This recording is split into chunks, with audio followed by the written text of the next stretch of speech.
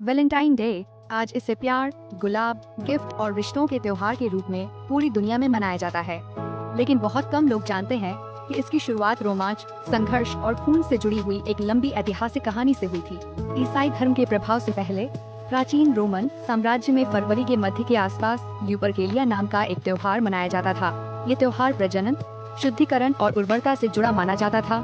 इस उत्सव में समाज के युवा पुरुष विशेष अनुष्ठान करते थे। वे बकरी और कुत्ते की बलि चढ़ाते, फिर जानवरों की खाल से बने पट्टों को लेकर शहर में घूमते और प्रतीकात्मक रूप से महिलाओं को स्पर्श करते या हल्के कोड़े मारते थे। उस समय यह विश्वास था कि इससे महिलाओं की प्रजनन क्षमता बढ़ती है और उन्हें संतान सुख प्राप्त होता है। इसी त्योहार का एक और हिस्सा था प्रेम जोड़ी बनाना। पुरुष एक बर्तन या जार से चिट्ठी निकालते जिसमें किसी युवती का नाम लिखा होता। त्योहार के दौरान दोनों को एक जोड़े की तरह साथ रहना होता था और कई बार ये संबंध आगे विवाह में भी बदल जाता था। समय के साथ जब रोमन साम्राज्य में ईसाई धर्म का प्रभाव बढ़ने लगा, तब चर्च ने इस परंपरा को असभ्य और धार्मिक मान्यताओं के विरुद्ध माना। 5वीं सदी में पोप गैलिसियस प्रथम ने ल्यूपरकेलिया उत्सव पर प्रतिबंध लगा दिया। इसके स्थान पर 14 फरवरी को एक नए धार्मिक स्मरण दिवस के रूप में घोषित किया गया, संत वैलेंटाइन की शहादत का दिन। कैथोलिक चर्च के अभिलेखों के अनुसार वैलेंटाइन नाम के एक नहीं बल्कि 3 संत थे और तीनों ने अपने विश्वास और प्रेम के कारण मृत्यु दंड स्वीकार किया। पहले संत वैलेंटाइन 3वीं सदी के रोम में रहते थे। उस समय के सम्राट का मानना था कि शादीशुदा पुरुष अच्छे सैनिक नहीं बनते, इसलिए सैनिकों के विवाह पर रोक लगा दी गई थी। लेकिन संत वैलेंटाइन प्रेम और विवाह को पवित्र मानते थे। वे छिपकर सैनिकों की शादी उनकी प्रेमिकाओं से कराते थे।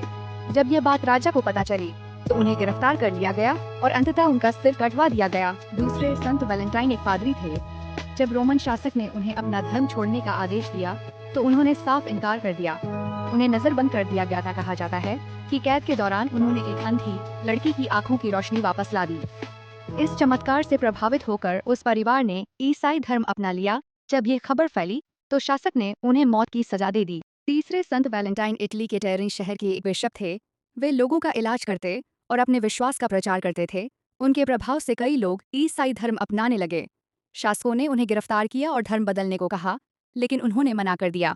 परिणाम स्वरूप उनका भी सिर धड़ से अलग कर दिया गया। इस प्रकार प्रेम, विश्वास और त्याग की इन कहानियों ने संत वैलेंटाइन को शहादत का प्रतीक बना दिया। रोम में ल्यूपरकेलिया तो बंद हो गया, लेकिन प्रेम का उत्सव एक नए रूप में जीवित रहा। धीरे धीरे यह परंपरा रोम से जर्मनी और इंग्लैंड पहुंची और सदियों बाद पूरी दुनिया में वैलेंटाइन डे के रूप में फैल गई। आज 14 फरवरी सिर्फ प्रेमियों का दिन नहीं, बल्कि उस इतिहास की याद भी है जिसमें प्रेम के लिए नियमों का विरोध हुआ, विश्वास के लिए बलिदान दिए गए और इंसानी भावनाओं ने समय के साथ एक नए त्योहार को जन्म दिया।